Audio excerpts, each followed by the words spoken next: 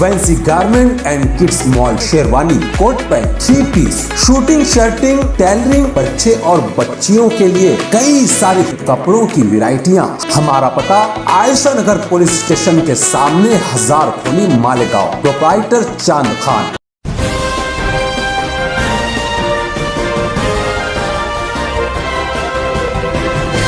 मानव समाचार, मानवता के हक में।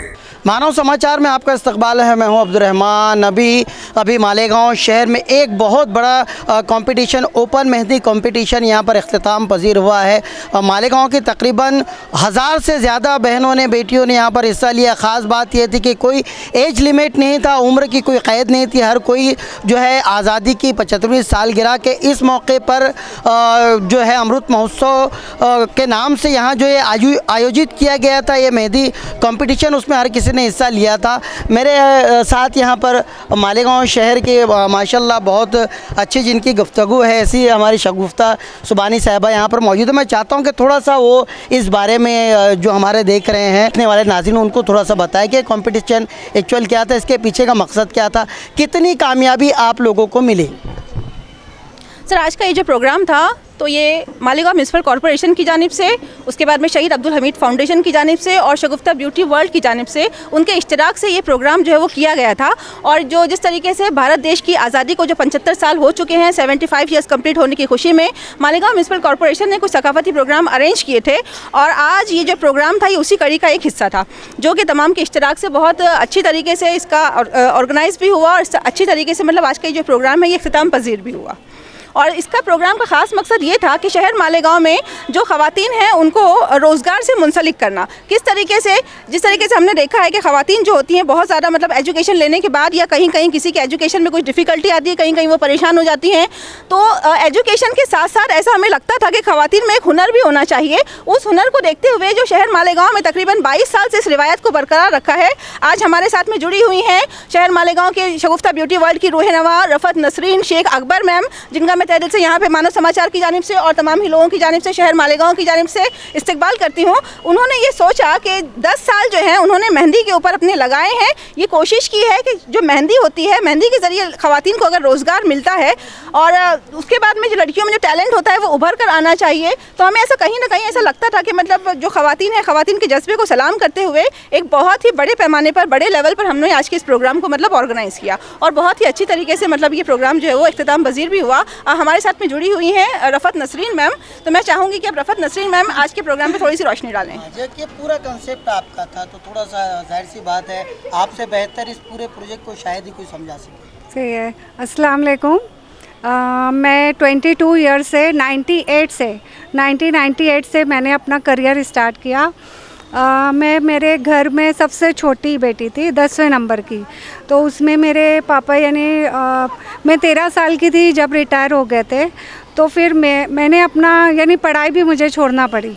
तो फिर मैंने 5 रुपए के मटेरियल से मेहंदी कोन बनाना स्टार्ट किया। वो जो 5 रुपए का मटेरियल था वो मेरी लाइफ में टर्निंग पॉइंट लेकर आया और उसके ज़रिए आज शगुफ्ता मेहंदी कोन, जो कि मेरे भाई को मैंने सौंपा है और गांधी मार्केट में उनकी शॉप है और वो बिज़नेस को उन्होंने फिर बहुत आगे लेके गया। मैंने पूरा मेहंदी लगाने में मैंने पूरा अपना 10 साल दिया है पूरा। और फिर मेहंदी लगाते लगाते ऐसा लोग बोलते थे कि मेकअप भी कर दो, जो दुल्हनें होती है हमारे वहाँ की। तो फिर हमने मेकअप भी स्टार्ट किया। मेकअप करते करते हम ये फील्ड में और आगे बढ़ते चले गए।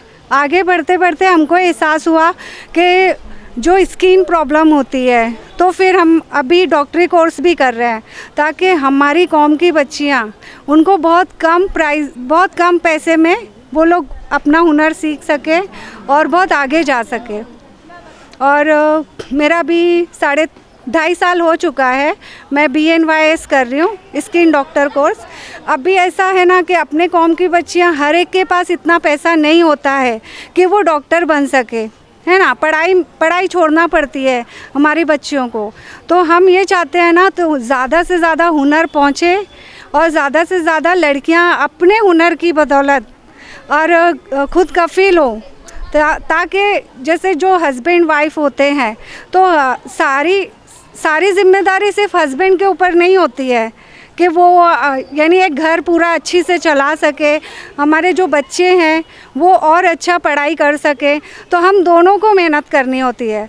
और जो डॉक्टर्स बनते हैं, जो टीचर बनते हैं, मैं समझती हूँ मैं इतनी टैलेंटेड नहीं हूँ। मैं 10 तक शायद मैं बाहर खेली भी नहीं हूँ और इस वजह से है ना मेरे अंदर कॉन्फिडेंस लेवल बहुत कम था।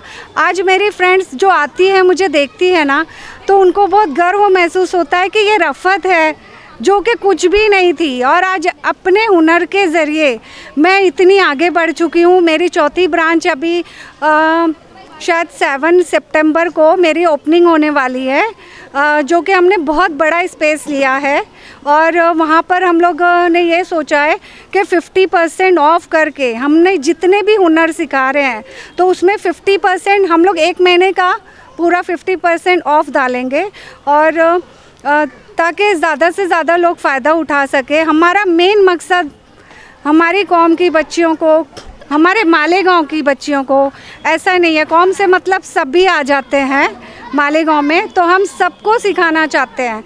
और मेरा मैनेजमेंट इंदिरा मैडम बहुत अच्छे से संभालते हैं। मेरे 4 सैलून चलते हैं, 4 हॉबी क्लासेस हैं, और आज भी हमारी गांधी मार्केट में 150 बच्चियाँ रोज़ाना आती हैं, जो कि 22 साल पहले जो हमने 150 रुपया फ़ीस रखी थी, तो आज आप चेक कर सकते हो वो 150 रुपया फ़ीस हमारी आज भी वही है। और पाक पंजतन चौक में भी हमारा एक शुरू है सेंटर, गांधी मार्केट में है, धोबी गली में है, और चौथा हमारा मामलेदार गली में स्टार्ट होने जा रहा है, और 5वां हमारा ऐसा इंदिरा मैम का था कि उस साइड भी हमारा आर्ट पहुंचना चाहिए, तो हम कैंप में भी इंशाल्लाह स्टार्ट करने की कोशिश करेंगे। क्योंकि देखो, अगर मैंने मेकअप सीखा है तो मैंने बहुत पैसा डाला है, मैंने बड़े बड़े आर्टिस्ट से सीखा है। कल मेरी फ्रेंड आई थी दुबई से, हम लोग ने शूट किया, तो उसका बोलना था ये कि मैंने 80,000 में जो अहमदाबाद में सीखा, तो आपने तो वो 2 दिन में मुझे इतनी अच्छी तरीके से सिखा दिया। यानी हमारी लड़कियों के अंदर टैलेंट बहुत है, लेकिन वो कभी भी ऊपर नहीं आता।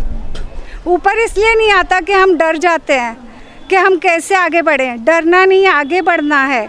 हमको सपोर्ट कोई भी नहीं करेगा, हमको अपना सपोर्ट अपने आप को बनना है और आगे बढ़ते जाना है। और जैसे बहुत सारे लोग जैसे ये सोच लेते हैं कि इन्होंने पेरेंट्स सपोर्ट नहीं करते, कुछ है ऐसे, घर में फैमिली सपोर्ट नहीं करती है, हस्बैंड सपोर्ट नहीं करते हैं, उनको समझाओ, उनको बताओ हमारा मकसद क्या है, तो वो लोग भी, लेकिन इसमें आपकी भी ईमानदारी जुड़ी रहना चाहिए, है ना।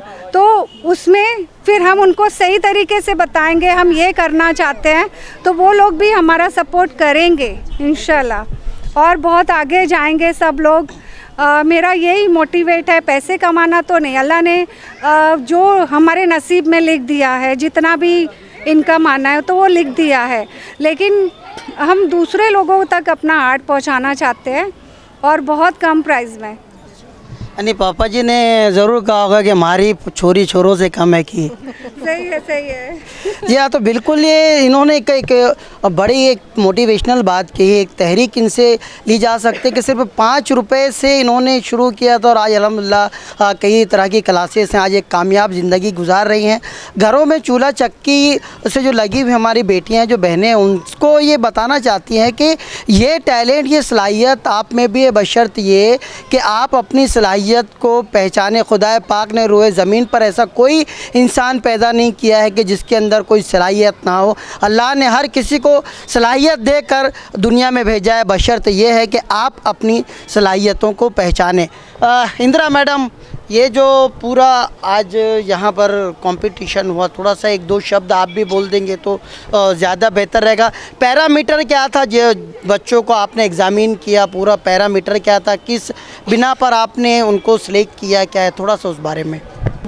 ये हमने पहले अपने अंजुम सर हैं, उन्होंने ये स्कीम अपने पास मैम से मिले, उन्होंने बोला कि एक अपन बच्चों के लिए एक मिलकर कुछ प्रोग्राम रख सकते हैं, जैसे मेहंदी कंपटीशन, तो उनके बाद उन्होंने जो हमें आगे की जो प्रोत्साहन किया, जैसे कि स्कूल में जाके हर स्कूल में जाके हमने फॉर्म दिए। फॉर्म हर स्कूल में से हमने कम से कम 100 स्टूडेंट तो लिए और वो स्टूडेंट को हमने यहाँ पे बुला के हर स्टूडेंट को एक एडमिशन फॉर्म दे के उस हिसाब से उनको अंदर लिया। लेकिन जो आज मैंने प्रोग्राम यहाँ पे मैनेज किया तो उसमें मुझे इस काबिल रफ़त मैम ने सपोर्ट किया, इसलिए मैं आज इस काबिल हूँ।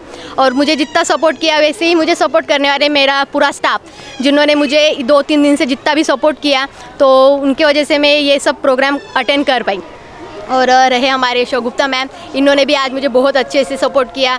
जो भी अगर मैं कहा गलत हो रही थी तो उन्होंने मुझे बोला कि आप जो कर रहे उनके हिसाब से मैंने वो सब किया, बस बात कुछ नहीं बोली। शगुफ्ता मैडम, फिर से आपके पास ही आऊँगा वंस अगेन, क्योंकि जो सवाल मेरा है वो सवाल का जवाब मुझे मिला नहीं। मैं ये चाहता हूँ कि ये पूरा जो कंपटीशन हुआ इसको आपने एग्जामिन कैसे किया, थोड़ा सा एक वो पैरामीटर क्या था, क्या क्या चीज़ें थी जो आप लोगों ने जज की और उसके आधार पर जो है आप लोगों ने अपने जजमेंट पास किया कि 1000 बच्चियों में से जो भी आप लोगों का एक होगा 10, 20, 5 जो भी एक तादाद आपकी होगी, उतनी तादाद में कौन विनर था, क्या था, इसके बारे में थोड़ा सा, ताकि जो लोग ये प्रोग्राम दे रहे कल को कोई सवाल उठे उससे पहले मैं चाहता हूँ कि आज अगर क्लैरिफिकेशन हो जाए तो ज़्यादा बेहतर है। जी सर, एक्चुअली मैं ये कहना चाहूँगी कि एक्चुअली प्रोग्राम जिस वक्त प्रोग्राम के बारे में तय किया गया था तो ऐसा हमें लग रहा था कि यहाँ पे 500 लोगों के लिए हम लोग ये प्रोग्राम करने वाले हैं। 500 लोगों के लिए हम लोगों ने एंट्री मतलब यहाँ पे ली थी, लेकिन उसके बाद में हमें समझ में आया कि जिस हिसाब से शहर मालेगांव से एंट्रीज आना स्टार्ट हुई तो वो 1000 से काफ़ी मतलब आगे जा रही थी और हमारे लिए सॉरी काफ़ी डिफ़िकल्ट हो रहा था कि मतलब किन लोगों को प्रोग्राम में मतलब हम लोग पार्टिसिपेट करने के लिए दें, किन लोगों को नहीं दें, इतना मतलब जगह का अरेंजमेंट वॉटेवर। उसके बाद में जो सर्टिफिकेट्स थे और उसके बाद में जो प्राइजेस डिस्ट्रीब्यूशन थे, तो काफ़ी डिफ़िकल्टी के हिसाब से हम लोगों ने फिर ये तय किया कि 1000 लोगों के लिए आज का ये जो प्रोग्राम था उन्हें 1000 लोगों को हम लोगों ने यहाँ पे एंट्री दी। बट उसके बाद भी हमें आज ऐसा लगा कि उससे ज़्यादा ही लोग यहाँ पर आए थे प्रोग्राम में। और उसके बाद में 3 हॉल थे यहाँ पर, तीनों हॉल में 100 लोगों का जो है हम लोगों ने बैच बनाया था। 100 गर्ल्स का हम लोगों ने यहाँ पे बैच किया था और 100 जो ग्रुप था गर्ल्स का उनके साथ में एक वॉलंटियर हम लोगों ने दिए थे। यहाँ पे 10 जजेस थे, जो जजेस की आप लोग यहाँ पे देख रहे होंगे। जजेस मैं चाहूँगी कैमरा एक बार दिखा दे कि जजेस हमारे साथ यहाँ पे मौजूद हैं और ये शहर मालेगांव की वो खवातीन हैं जो सुपर डुपर टॉप मेहंदी लगाती हैं, जिनके पास कई सालों के बहुत ज़्यादा एक्सपीरियंस है। उन्हें रफ़त मैम ने ही मतलब ट्रेन किया इनको भी। और उसके बाद में इनकी जो नज़र है बहुत उकाब की नज़र है कि मतलब जो अगर हम लोग फ़र्ज़ कीजिए कि ड्राइंग बनाते हैं तो ड्राइंग बनाने के अंदर ये मेहंदी जिस टाइम पे लगाई जाती है, मेहंदी लगाने में जो लाइन होती है तो लाइन का जो कर्व होता है, कर्व किस तरीके से होना चाहिए, लाइन कहीं पे ब्रेक हो रही है, जो फ्लावर है फ्लावर कहीं पे ब्रेक हो रहा है, अगर जो पॉइंट है तो पॉइंट कहाँ पर आएगा, ये सर्कल कहाँ पे जाके मिक्सअप होगा। तो इतनी सारी जो बारीकियाँ होती हैं, इन बारीकियों को ये बहुत अच्छी तरीके से जानते थे, बहुत अच्छी तरीके से ऐसे ही लोगों को यहाँ पे एज अ जज यहाँ पर लाया गया। लेकिन डिफ़िकल्टी के हिसाब से कुछ थोड़ा मतलब ऐसा हुआ कि बच्चियों को जो हौसला मिलना चाहिए, तो कोई बच्ची जो है मतलब हौसला शिकनी का शिकार नहीं होना चाहिए, किसी की हौसला शिकनी नहीं होनी चाहिए, क्योंकि देखिए बच्चियाँ बहुत दूर से आई हैं। एक बात, बच्चियों ने पार्टिसिपेट किया है, सेकंड थिंग ये बहुत अच्छी बात है, इससे दूसरे बच्चों को हौसला मिलेगा कि वो भी आगे आएंगे। और तीसरी बात ये है कि किसी की हौसला शिकनी ना हो, हर बच्ची को जो है वो पूरा टाइम देना, पूरा फोकस देना, ये थोड़ा सा हमारे डिफ़िकल्ट हो रहा था। तो उसके बाद में हम लोगों ने अरेंजमेंट ये किया था कि हर जगह पे जो जजेस का हम लोगों ने कह सकते हैं कि जजेस का हम लोगों ने क्लस्टर ग्रुप बना दिया था और जजेस ये कर रहे थे कि जो 100 गर्ल्स थे वो 100 गर्ल्स 2 जज के पास जा रही हैं और उनका बाकायदा एक एक का जो है वो हाथ बहुत बारीकी से बहुत अच्छी तरीके से देखा गया था। और उसमें ऐसा भी हुआ था कुछ गर्ल्स यहाँ पे हाथ दिखा के वहाँ भी चली जा रही थी सेकंड से वापस उस जज के पास में। लेकिन मतलब उसके वो सारी चीज़ों को देखते हुए जो वॉलंटियर्स थे उनकी भी नज़रें थी, जो मैनेजमेंट थी, जो कमेटी थी, खुद रफ़त मैम का कंटिन्यू मतलब उनका भी ऑब्जर्वेशन था। और उसके बाद में हम लोगों ने जो भी प्राइज़ डिस्ट्रीब्यूशन रखा गया है या जो भी मतलब सर्टिफिकेट है या जो भी जिन लोगों को सिलेक्शन देना है तो मतलब वो उस मुद्दे पर मतलब किया जाएगा, वो अभी बाकी है। तमाम जजेस के फैसले से, तमाम जजेस के आपस में डिस्कशन से उनके नाम जो है वो नोट डाउन किए गए। मतलब हर जज ने 10 गर्ल्स के मतलब नाम जो है वो नोट डाउन किए हैं और उसके बाद में उनको जो मार्किंग देना है तो मार्क्स उसके हिसाब से दिए गए हैं, उनके कॉन्टैक्ट नंबर लिए गए हैं, उनके फ़ोन नंबर लिए गए हैं। और अभी हमारा डिस्कशन जो जज पैनल का है वो अभी तो बाकी है, वो अभी होगा। जी, रिजल्ट अनाउंस होने की कोई डेट वगैरह? सर उसका अनाउंसमेंट जो है वो 10 सितंबर को हबीब लॉन्स में जो है वो होने वाला है। उसके लिए उन लोगों को कॉल जाने वाले हैं, बाकायदा उनको कॉल जाएंगे और जो जजेस हैं, जजेस मतलब अभी जिस टाइम पे डिस्कशन करेंगे उसके बाद में रिजल्ट को डिक्लेयर किया जाएगा। उसको हम लोग मीडिया के थ्रू भी बताएंगे, पेपर के थ्रू भी बताएंगे, उसको व्हाट्सएप ग्रुप के जरिए बताएंगे, खुद उनको हम लोग कॉल करने वाले हैं।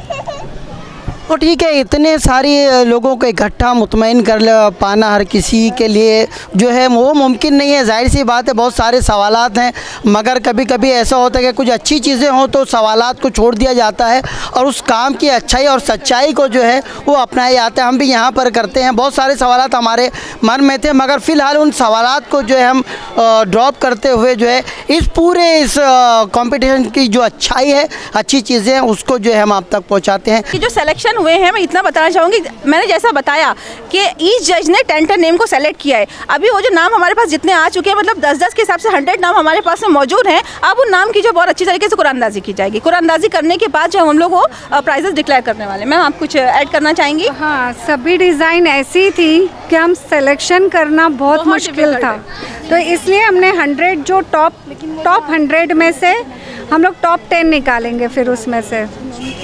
तो देखते रहिए मानव समाचार, सबसे पहले सबसे तेज़, हमेशा सच के साथ।